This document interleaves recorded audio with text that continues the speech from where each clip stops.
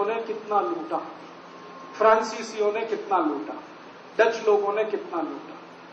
फिर उसके बाद लाइन लगी, बहुत सारे अर्थशास्त्रियों ने लिखा। आज सैकड़ों किताबें इस देश में हैं, जो आप पढ़ें तो आपको खून के आंसू आएंगे, कितना लूटा ये देश। और एक दो साल नहीं, 1000 साल, महमूद गजनबी से लेकर ईस्ट इंडिया का, उस लूट में सारा धन चला गया, हम गरीब हो गए। भगवान ने हमें गरीब नहीं बनाया। अगर ये देश को भगवान ने गरीब बनाया होता तो सोचो ये देश कैसा होता। हम गेहूं का एक बीज खेत में डालते हैं, फिर उसमें से पौधा बनता है, और उस पौधे में कम से कम 60 से 70 गेहूं के दाने आते हैं। ये देश गरीब कैसे, बताओ। एक बीज डाला तो 70 बीज पैदा हो गए, माने 70 गुना ज्यादा उत्पादन। भगवान ने तो ऐसी व्यवस्था बनाई है इस देश में।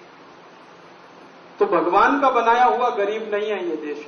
हम आम की एक गुठली लगाते हैं, आम का पेड़ हो जाता है, तो कम से कम 100 साल तक वो फल देता है, और एक एक साल में 8 से 10 हजार आम टूटते हैं। गरीबी कहां है?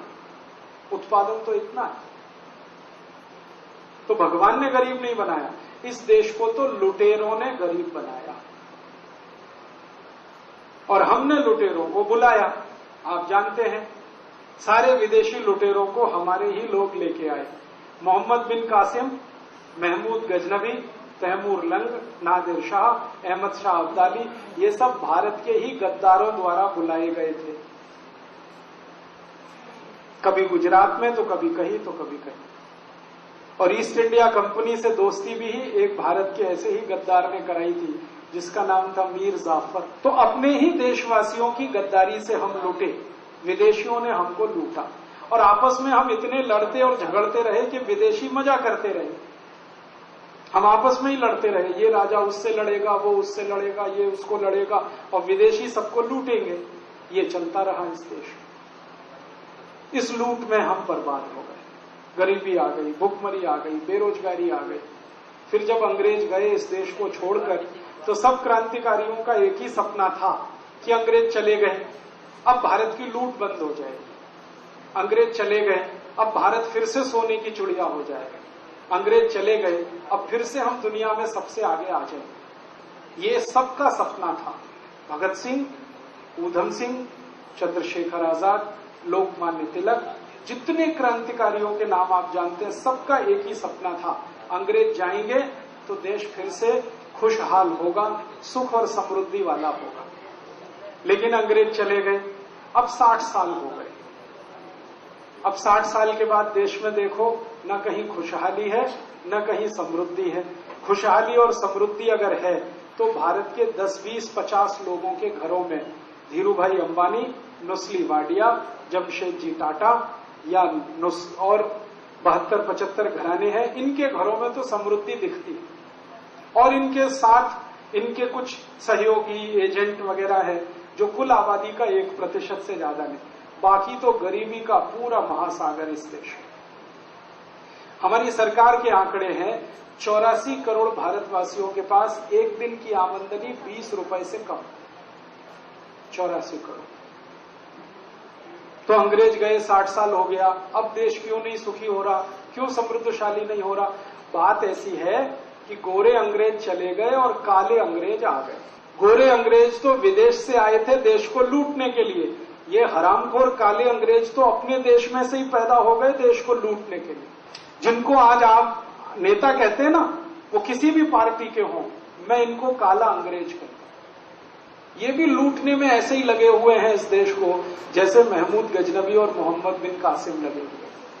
मेरे पास भारत के 419 नेताओं के सारे रिकॉर्ड्स हैं, जो मैंने एक दिन स्वामी जी को दिखाए थे, और उसी दम पे स्वामी जी कहते हैं स्विस बैंक का पैसा वापस ला।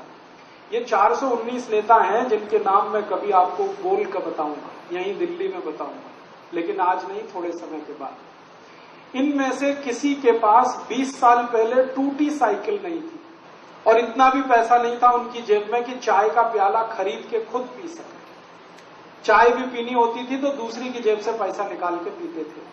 और आज इन 419 नेताओं में एक एक के पास 20,000 करोड़ रुपए की संपत्ति, कुछ के पास तो 50,000 करोड़ तक की संपत्ति है। कहां से आई है? इसी देश में से लूट कर इन्होंने कमाई। इनके बाप दादों के पास तो कुछ नहीं था। कई नेता तो ऐसे थे जो खुद यहां दिल्ली में सिनेमा की टिकट ब्लैक करते थे, यही दिल्ली के नेता, और रेहड़ी पे बैठ के टिंडा, तोरई, लौकी और टमाटर बेचते, यही दिल्ली की सड़कों में। और आज एक एक के पास 10-10 हजार करोड़, 15-15 हजार करोड़, 20-20 हजार। इन 419 नेताओं का एक दिन पूरा हिसाब निकाला था मैंने। इन्होंने भारत में जो पैसा लूटा, भ्रष्टाचार करके, घोटाला करके, आप जानते हैं भ्रष्टाचार और घोटाला इस देश में हर दिन होता, कोई दिन नहीं जाता जिस दिन ना हो। इन नेताओं ने 45 लाख करोड़ रुपया लूटकर विदेशी बैंकों में जमा कर रखा। अंग्रेज आए, लूट कर ले गए, हमें समझ में आता है कि वो विदेशी थे, लुटेरे थे। हमारे ही अपने देश के नेता देश को लूटने में लग गए, और इन्होंने अंग्रेजों से कम नहीं लूटा इस देश को, उससे ज्यादा लूटा। अब ये लूट लूट के घर भर रहे हैं अपना। और इन नेताओं का एक ही खेल है इस देश में, पैसा बनाओ और कुर्सी पे आओ, कुर्सी पे आओ फिर पैसा बनाओ, फिर पैसा बनाओ फिर कुर्सी पे आओ, फिर कुर्सी पे आओ फिर पैसा बनाओ। यही खेल चलता है। इनका ना कोई सिद्धांत है, इनका कोई नीति नहीं, इनका कोई नियम नहीं, इनका एक ही सिद्धांत, एक ही नीति, लूटो लूटो लूटो, जहां से लूटने को मिले लूटो, जितना नीचे गिरना पड़े नीचे गिर के लूटो, उसकी कोई इन्होंने सीमा नहीं बनाई। तो 60 साल इस देश को इन्होंने लूट लिया, और इन्होंने लूटा ही नहीं, दूसरों से भी लुटवाया इस देश को। खुद तो लूटा, दूसरों से भी लुटवाया।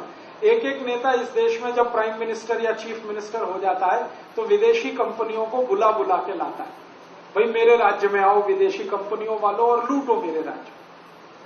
आपको मालूम है इस देश में पिछले 15 साल से एक नीति चल रही है, उस नीति का नाम तो रखा है उदारीकरण, लिबरलाइजेशन, ग्लोबलाइजेशन, लेकिन वास्तव में है वो भारत की लूट। इन नेताओं ने जब जब इनको मौका मिला prime minister, chief minister, finance minister होने का, इन्होंने हजारों विदेशी कंपनियों को लाइसेंस दे दिए। जैसे ईस्ट इंडिया कंपनी को लाइसेंस दिया था ना इस देश में, वो जहांगीर ने दिया था। जहांगीर उस समय भारत का प्रधानमंत्री था जब ईस्ट इंडिया कंपनी आई, तो जहांगीर ने लाइसेंस दिया व्यापार करने का। आज के जहांगीर ये हैं जो विदेशियों को लाइसेंस दे रहे हैं। 4,500 कंपनियों को इन्होंने बुला लिया। किसी का नाम है पेप्सी कोला, कोई है कोका कोला, कोई है कॉलगेट पामोलिव, कोई है प्रॉक्टर एंड गैम्बल, कोई है रैकेट एंड कोलमैन, कोई है जॉनसन एंड जॉनसन, कोई है सीबागाई की, कोई है सेंडोस। ऐसी 4,500